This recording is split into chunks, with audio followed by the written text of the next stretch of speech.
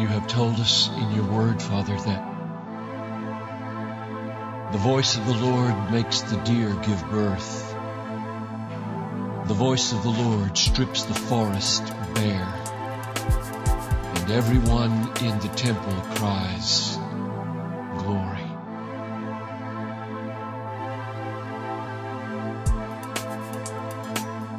You remember Wilberforce, right? Decade after decade until he won the victory in the abolition of the slave trade in Britain.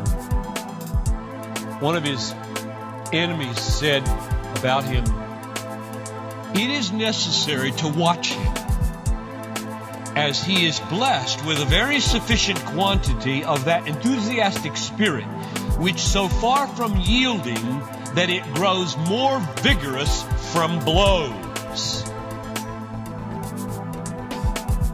In other words, knock him down and he gets up stronger.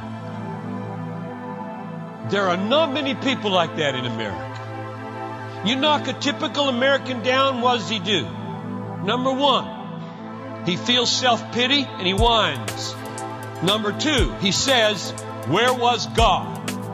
And number three, he sues somebody. There are not many people like Wilberforce who you knock them down in a cause of righteousness. They're doing good. And they get knocked down. They get up.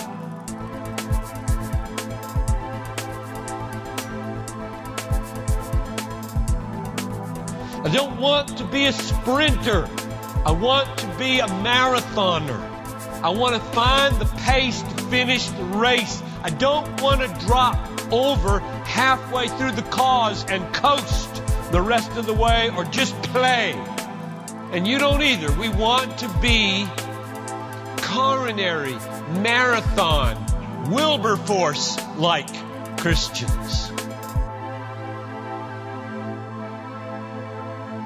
If you're going to be that kind of person who gets up when you're knocked down, instead of planning revenge, plans fresh strategies of love and justice. Instead of questioning God, you trust God, that He had a good purpose in your getting knocked down, and He loves you, and He'll turn it all for your good. Instead of whining, you rejoice in tribulation, come out refined like steel instead of consumed. If you're going to be that kind of person, this text says you have to learn a certain skill, namely how to kill sin. Your sin. Self-pity, pride, grudge-holding, loving the praise of man. So if we're going to be coronary Christians, we're going to press on in love and joy, where does that kind of person come from? They don't come out of nowhere. Wilberforces do not come out of nowhere. You know where they come from? They come from furnaces where they've been knocked down and burned so many times that they've learned how to make war on the sins in their own heart that tend to rise up in response to that kind of treatment.